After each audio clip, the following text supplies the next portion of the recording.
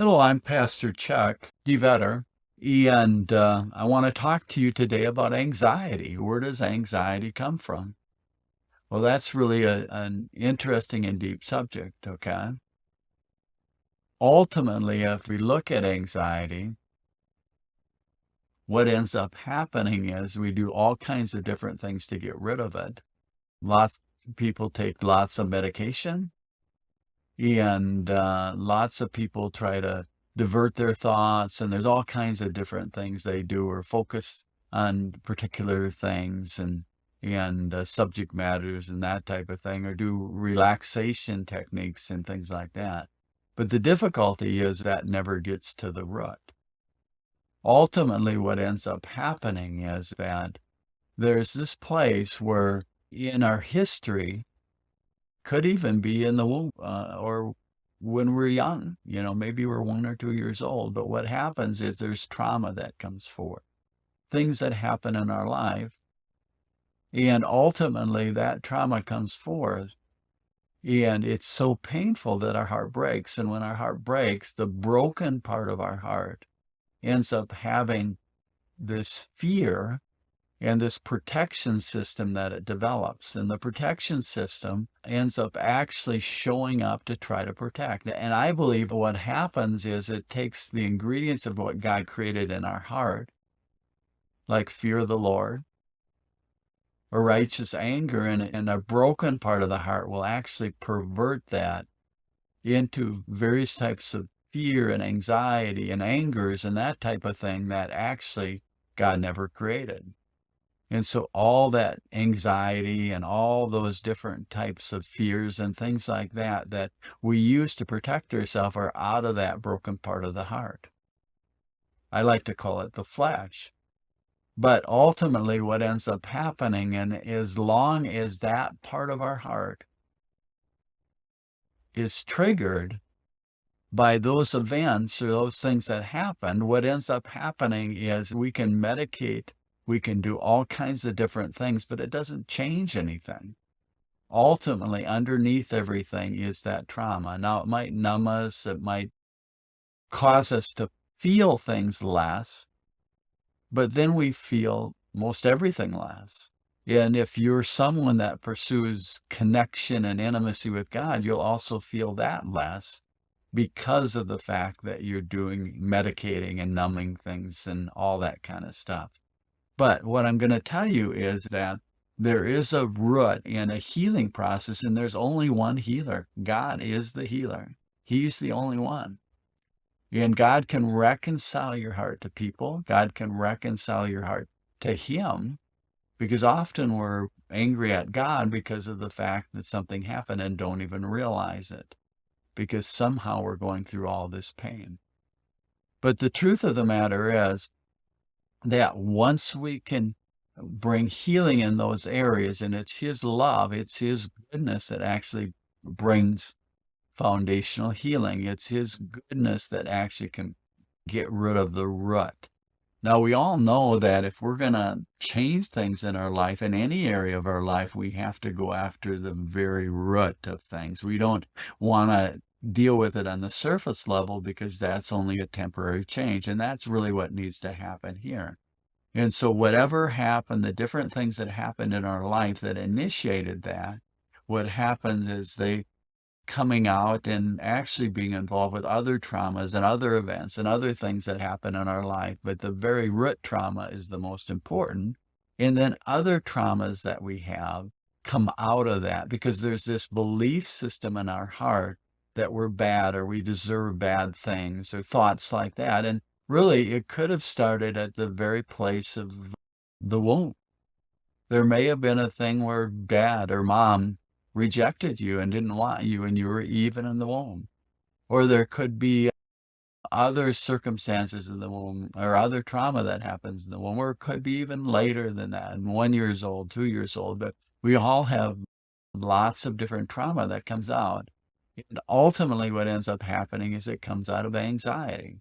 Now, our broken part of our heart that actually goes through this trauma takes dominion, and it uses our carnal mind or our mind and it tries to solve it. It tries to figure it out. So we're constantly psychoanalyzing ourselves. We're trying to figure it out, and our thoughts race and race and race and race and race. And the more that they race, sometimes the more they fragment, and we end up with all kinds of difficulties or problems. And even what the secular world calls multi-personalities can come out of this, and lots of different things. But the truth is that it's just the broken part of our heart. It's the flesh, and the flesh can be traumatized over and over because our belief system is really focused on the fact that we're bad, or we deserve bad things to happen, or there's something wrong with us, and that we're not loved. And somehow we come up with this understanding that we have to somehow prove that we're okay.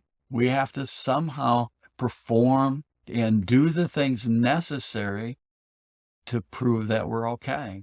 And so we go after that concept.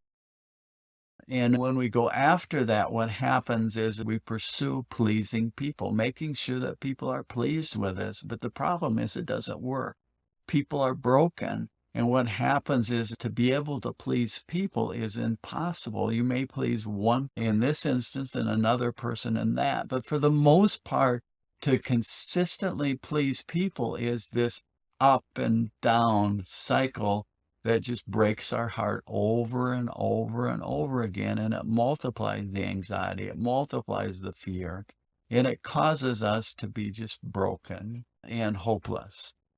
The truth of the matter is that we can't fix ourselves. We can't perform well enough. We can never be good enough. And that people are not the answer that can get us to that place where we're content, where we're okay, where we don't have anxiety and the thoughts aren't racing and busy and that type of thing. The truth of the matter is that what we're longing for in our heart is we're longing for calmness and peace and rest. The very thing that God gives us as we trust in Him, as we anchor in Him. But ultimately what happens is these offenses and these anger comes up because our heart is believing all this, and because we're in a place where we're easily offended, and we're constantly trying to come up with new hopes and new dreams and new desires that will make us feel better. Somehow or another, it leads to more offense, more anger, more anxiety, more hurt, and more pain. It's just a cycle that multiplies and multiplies over and over. And there's no result. And we can medicate and we can do all these different things. And ultimately, that may help keep the pain away, but it will never get you into who you are. It will never bring you to the point of you walking out what you were created for. From the beginning of time, God knew you, and He created you for a plan and a purpose and a vision. And one of those things is deep, intimate relationship with Him. But otherwise, He also has visions and plans and purposes.